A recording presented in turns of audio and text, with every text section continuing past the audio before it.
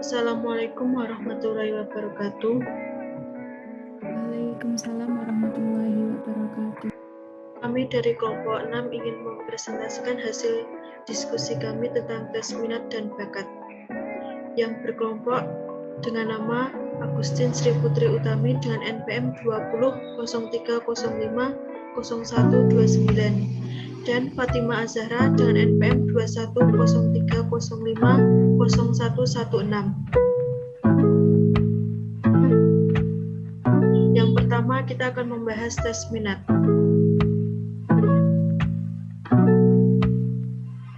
Tes minat atau interest test merupakan jenis instrumen tes yang dapat digunakan untuk melakukan penilaian terhadap minat individu dalam berbagai jenis kegiatan. Minat dapat dirancang untuk menaksir minat individu dalam berbagai bidang pekerjaan. Analisis minat dalam kurikulum pendidikan yang pada gilirannya terkait dengan keputusan karir. Adapun macam-macam tes minat adalah sebagai berikut. Ada 6 tes minat. Yang pertama ada Strong Interest Inventory atau SII. Yang kedua ada Self-Directed Search yaitu SDS. Yang ketiga Jackson Vocational Interest Survey. Yang keempat Career Assessment Inventory. Yang kelima ada tes Gooder. Dan yang terakhir ada Rodwell Miller Interest Blank atau RMIB. Macam-macam tes minat. Story Interest Inventory atau SII pertama kali dipublikasikan tahun 1927. Pada edisi tahun 1966 terdapat 399 item yang mengukur 54 macam pekerjaan untuk pria. Bentuk yang lain digunakan khusus untuk 32 macam pekerjaan wanita. Tes minat ini bertahan sampai 22 tahun.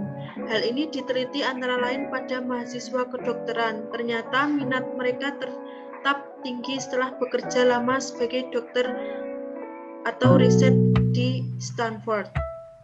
Yang kedua ada tes Self-Directed Search. Instrumen ini dikembangkan oleh Holland sebagai instrumen konseling pekerjaan yang bisa dilaksanakan sendiri, diskor sendiri dan diinterpretasikan sendiri.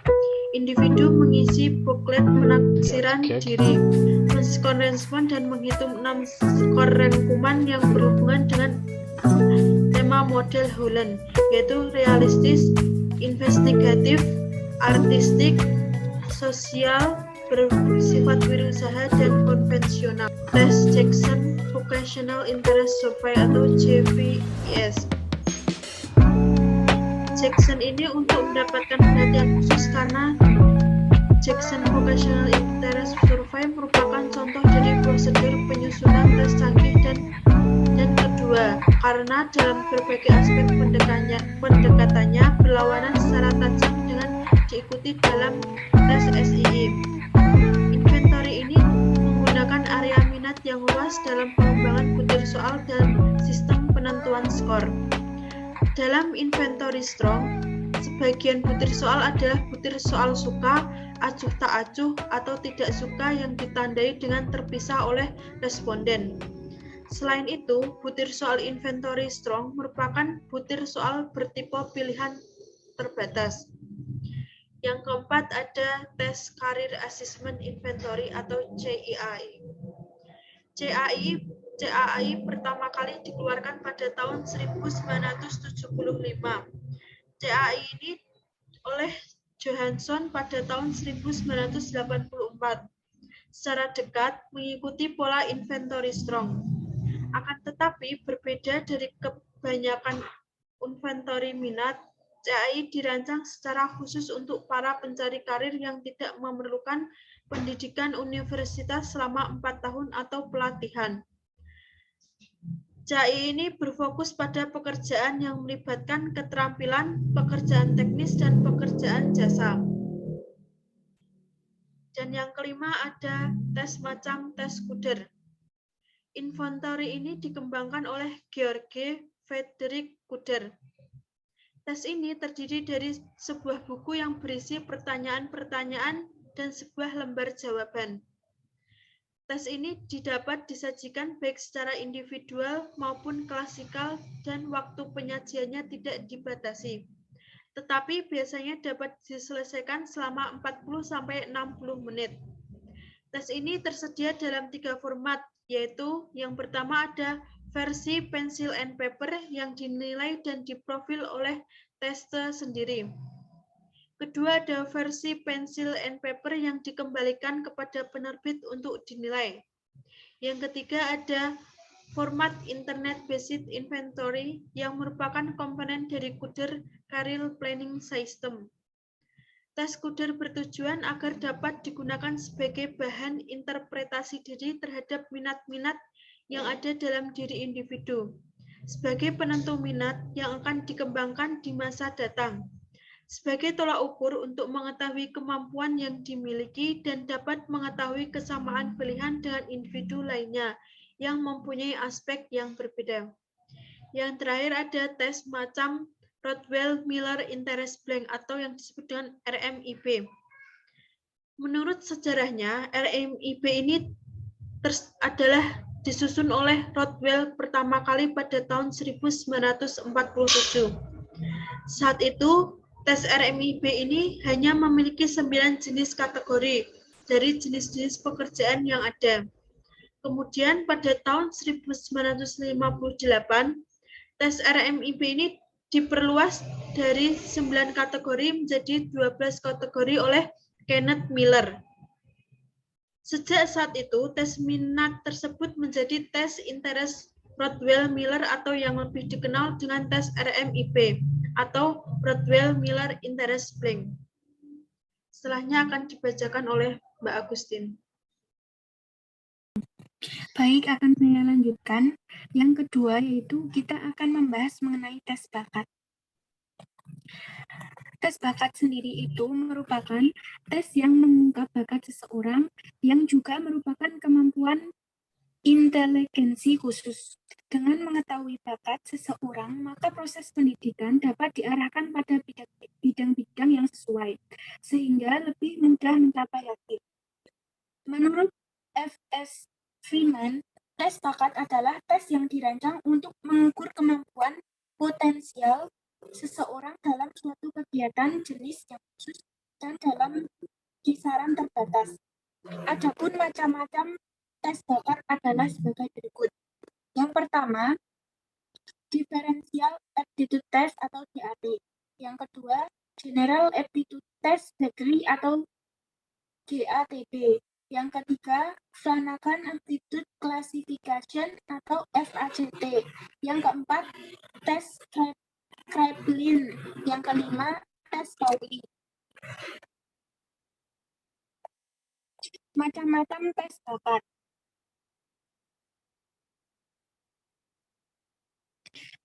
Yang pertama, Differential Aptitude Test atau DAT. Tes DAT dimaksudkan untuk mengukur bakat individu. DAT diharapkan dapat mengungkap aspek bakat yaitu yang pertama, verbal reasoning atau penalaran verbal. Tes ini dimaksudkan untuk mengetahui seberapa jauh seseorang dapat mengerti ide-ide dan konsep-konsep yang dinyatakan dalam bentuk kata-kata. Penalaran verbal merupakan kemampuan penting dalam semua bentuk kegiatan akademis ataupun non-akademis, terutama bagi siswa sekolah menengah. Penalaran verbal dapat menjadi suatu prediktor yang baik terhadap penentuan keberhasilan seseorang dalam melakukan kegiatan akademik di sekolah. Kemudian yang kedua yaitu numerical ability atau kemampuan angka. Tes ini dimaksudkan untuk mengetahui seberapa baik seseorang dapat mengerti ide-ide dan konsep-konsep yang dinyatakan dalam bentuk angka-angka. Kemampuan angka ini berperan terhadap keberhasilan seseorang dalam bidang yang berkaitan dengan angka seperti matematika, fisika, dan kimia. Kemudian skor yang paling tinggi nantinya akan dapat menjadi prediktor keberhasilan belajar di sekolah. Hasil tes juga dapat digunakan untuk memprediksi kemungkinan keberhasilan pada bidang yang berkenaan dengan angka dan logika matematika. Karena kemampuan angka menjadi dasar bagi kemampuan penalaran. Kemudian yang ketiga ada abstract reasoning atau penalaran abstrak. Tes ini dimaksudkan untuk mengetahui kemampuan dalam memberikan pengertian dan pemahaman materi yang bersifat abstrak. Dengan kata lain, subtes penalaran abstrak ini dapat mengungkapkan kemampuan seseorang dalam memahami ide-ide yang tidak dinyatakan dengan kata-kata atau angka-angka. Kemudian yang keempat, space relation atau hubungan keruangan. Tes ini dimaksudkan untuk mengukur kemampuan berpikir secara visual dan bentuk geometri, memahami gambar dari 2 dimensi untuk menjadi bentuk 3 dimensi. Individu dan siswa yang memiliki skor tinggi pada subtes ini memiliki kecenderungan yang baik untuk bekerja pada lapangan pekerjaan seperti arsitektur, konstruksi bangunan, perancangan mode, dan sebagainya. Kemudian yang kelima ada mechanical reasoning atau penalaran mekanis. Tes ini dimaksudkan untuk mengetahui kemampuan khusus dalam bidang kemampuan mekanik. Jadi melalui subtes ini dapat diungkapkan bagaimana kemampuan seseorang menangkap prinsip-prinsip umum fisika pada saat seseorang melihat kejadian sehari-hari, serta pemahaman seseorang terhadap hukum-hukum yang mendasari alat-alat mesin dan gerakan-gerakan yang sederhana. Nantinya, siswa yang memiliki skor tinggi pada subtes ini memiliki kecenderungan yang baik untuk menemukan bagaimana bekerjanya sesuatu. Misal, mempelajari bagaimana mengoperasikan mesin, mengonstruksikan, atau memperbaiki perlengkapan yang rumit. Kemudian yang keenam ada clerical speed and accuracy atau ketepatan dan ketelitian clerical. Tes ini dimaksudkan untuk mengetahui kemampuan di dalam hal kecepatan dan ketelitian dalam memberikan jawaban atau tanggapan. Walaupun subtes clerical speed and accuracy dapat memprediksi kemampuan yang bermanfaat dalam berbagai pekerjaan, tetapi sebenarnya tidak diperlukan pada semua bidang studi di sekolah menengah.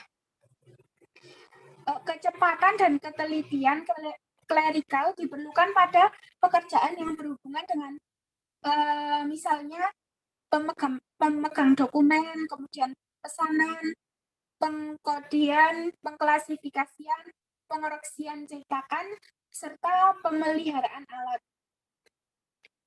Kemudian yang ketujuh, language usage, spelling and grammar atau penggunaan bahasa mengeja dan tata bahasa. Tes ini dimaksudkan untuk mengukur kemampuan membedakan tata bahasa yang baik dan benar, tanda baca, dan penggunaan kata. Kemudian, yang selanjutnya yaitu scholastic aptitude atau bakat skolastik. Tes ini dimaksudkan untuk mengungkap kemampuan skolastik seseorang.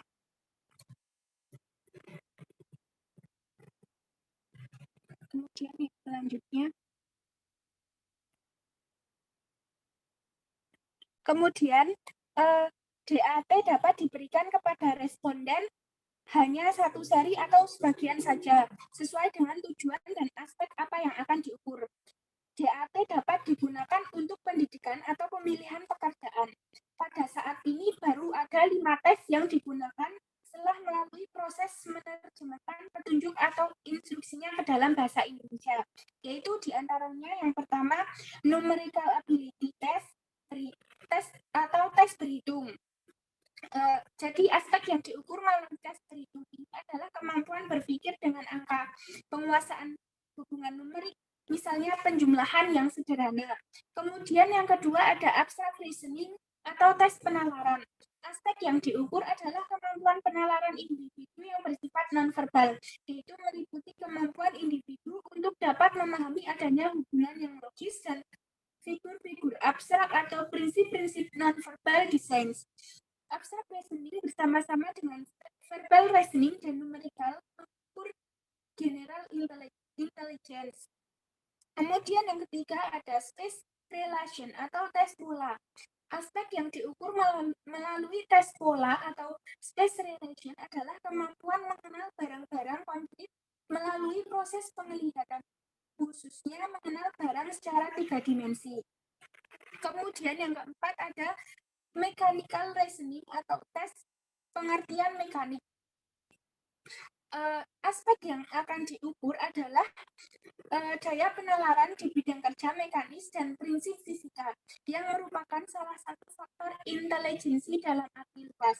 Kemudian yang kelima ada clerical speed and accuracy atau tes cepat teliti. Aspek yang akan diukur melalui tes cepat teliti ini berhubungan dengan respon subjek terhadap tugas-tugas atau pekerjaan yang menyangkut kecepatan persepsi.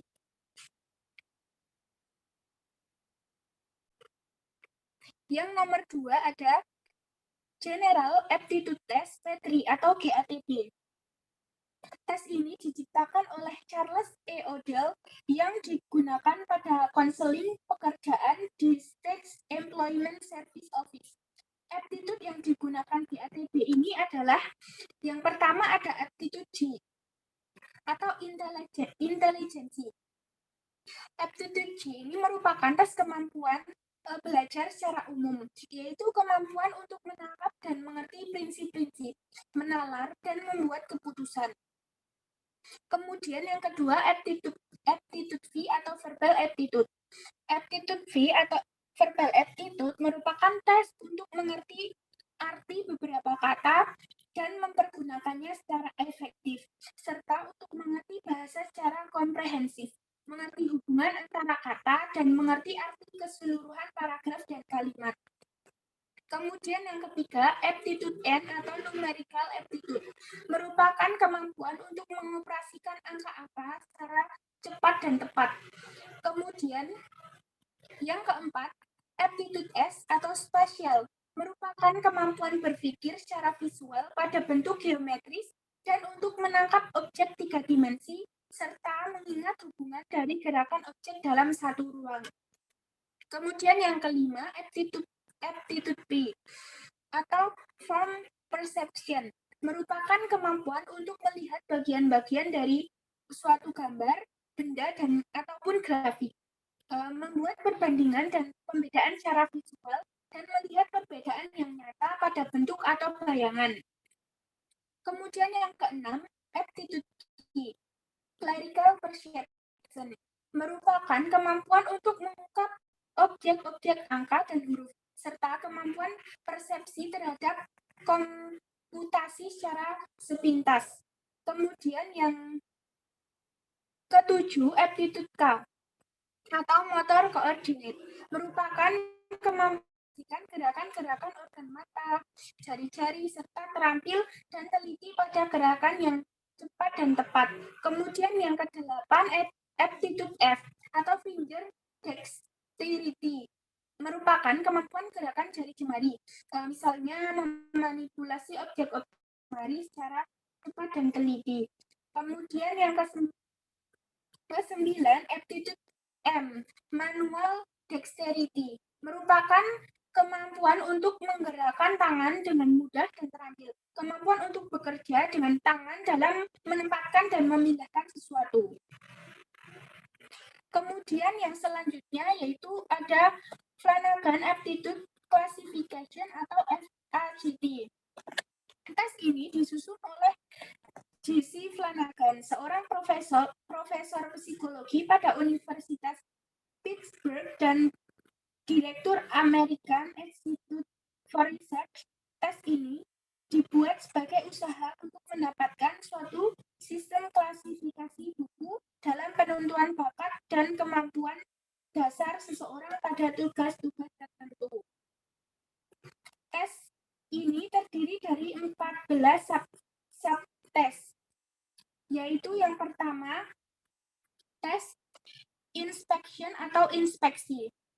Tes ini mengukur kemampuan untuk secara cepat dan akurat melihat kekurangan-kekurangan atau titik-titik robek pada gambar-gambar objek atau serangkaian artikel. Jadi, tes inspeksi ini untuk mengetes ketajaman persepsi detail, sehingga tesnya dapat disebut juga tes persepsi detail.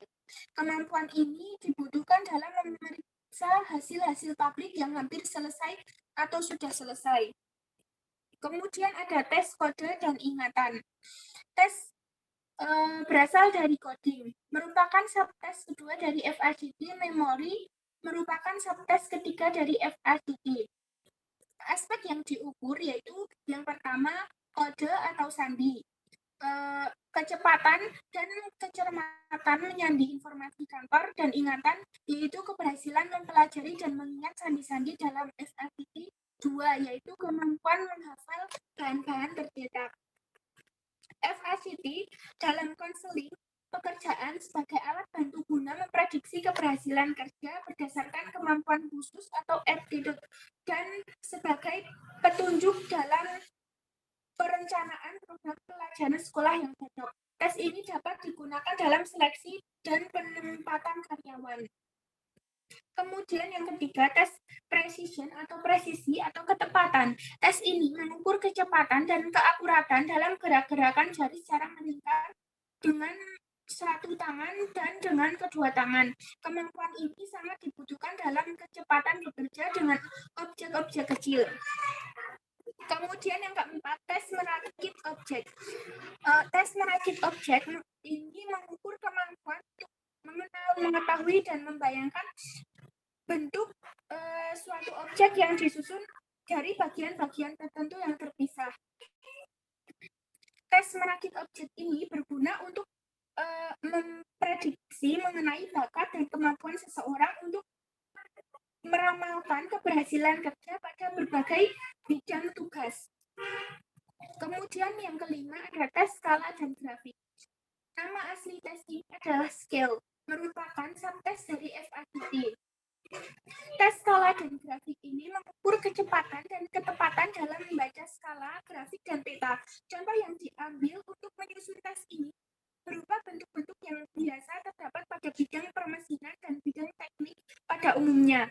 Menurut Flanagan, tes skala dan grafik ini diperlukan untuk dapat melihat critical fact elements bagi yang pertama biological science, kemudian yang kedua mathematician, yang ketiga chemist, kemudian yang keempat nurse, yang kelima clerk, yang keenam physician, yang ketujuh draftsman, yang kedelapan physicist, yang ke-9 engineer, yang ke-10 pilot airplane. Kemudian penggunaan tes ini ditujukan untuk dapat menentukan atau mengukur bakat atau kemampuan membaca skala, grafik, dan peta.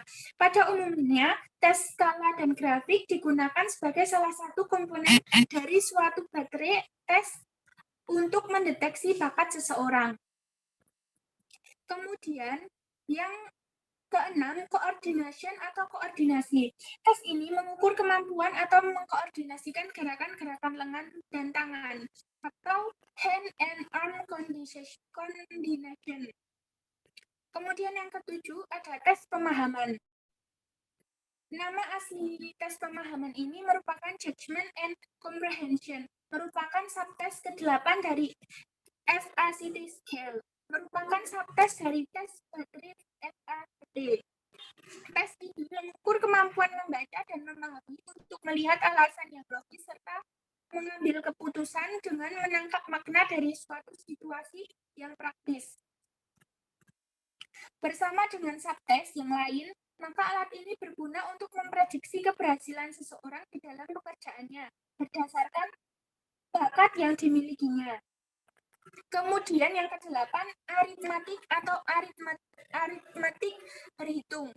Tes ini mengukur profesi atau kecakapan dalam 4 hal proses berhitung dalam penjumlahan, pengurangan, pengalian, dan pembagian. Kemampuan ini amat sangat penting bagi juru bayar toko. Kemudian yang ke-9, tes mengutip. Tes ini dimaksudkan untuk mengukur kemampuan seseorang dalam memproduksi outline dari pola-pola sederhana dengan cara tepat akurat. Tujuan dari tes ini untuk melihat kemampuan seseorang dalam bidang merancang desain, arsitek, perancang mode, bidang periklanan, kemudian dalam dunia media massa, baik media cetak maupun media elektronik. Selain itu juga dapat melihat kemampuan seseorang membaca blueprint dan diagram-diagram teknik sketsa-sketsa. Kemudian yang ke-10, tes komponen. Tes komponen ini mengukur kemampuan mengidentifikasikan komponen yang penting. Bersama dengan subtes yang lainnya dari FASB, maka tes ini berguna untuk keperluan konseling pekerjaan, yaitu untuk memprediksi kesuksesan kerja berdasarkan bakat. Tujuan lain ialah seleksi dan penempatan pegawai. Kemudian yang ke-12, yaitu mekanik atau mekanika. Tes ini mengukur kemampuan pemahaman prinsip-prinsip mekanika dan kemampuan menganalisis gerakan-gerakan mekanik. Kemudian yang ke-13, tes ungkapan. Tes ini mengukur perasaan dan pengetahuan tentang bahasa. Selain itu, juga dapat untuk mengungkapkan kemampuan untuk berkomunikasi melalui tulisan dan kemampuan berkomunikasi secara verbal. Tes ungkapan ini dapat digunakan untuk keperluan vocational counseling sebagai alat bentuk untuk memprediksi keberhasilan seorang dalam bekerja sesuai dengan kemampuannya. Dan juga digunakan untuk educational guidance sehingga membantu dalam pengarahan atau sebagai tes bakat penjurusan. Kemudian yang selanjutnya yaitu tes Kraepelin. Tes Kraepelin disusun dan dikembangkan oleh Emil Kraepelin, seseorang psikiater dari Jerman yang hidup antara tahun 1856 sampai 1926. Tes Kraepelin sebagai tes bakat dimaksud untuk mengukur maksimum performance seseorang. Oleh karena itu, tekanan scoring dan interpretasinya didasarkan pada hasil-hasil tes secara objektif dan bukan proyektifnya. Bentuk tes ini terdiri dari deret angka ke atas dan subjek diminta menjumlahkan angka-angka sederhana 1 sampai 9 dari bawah ke atas untuk 2 angka yang berdekatan tanpa angka yang dilewati. Kemudian aspek yang diukur adalah kecepatan kerja atau banker, ketelitian kerja atau jangkar, kemudian keajekan kerja atau jangkar, dan ketahanan kerja atau hanker. Kemudian yang terakhir adalah tes Pauli. Tes Pauli ini diciptakan oleh Dr. Richard Pauli pada tahun 1938. Tes Pauli ini berupa angka sederhana 1 sampai 9. Kemudian nantinya subjek diminta untuk menjumlahkan angka-angka secara berurutan dari bawah ke atas. Lalu ke samping kanan untuk 2 angka yang berdekatan tanpa ada angka yang dilewati. Kemudian ada aba-aba garis. Aspek yang diukur adalah ketekunan dan konsentrasi, daya tahan, keulatan, daya penyesuaian, validitas, sikap terhadap tugas, kontrol diri, serta sikap menghadapi tekanan. Mengukur tes Pauli ini digunakan untuk mengukur apa yang diukur oleh tes Kraepelin.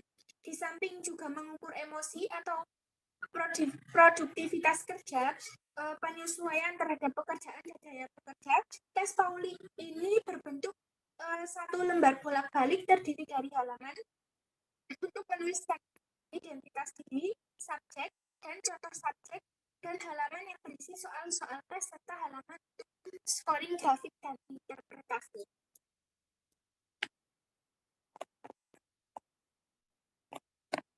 Mungkin cukup sekian presentasi dari kelompok 6. Apabila ada banyak kesalahan, Kami mohon maaf yang sebesar-besarnya. Saya tutup. Wassalamualaikum warahmatullahi wabarakatuh. Waalaikumsalam warahmatullahi wabarakatuh.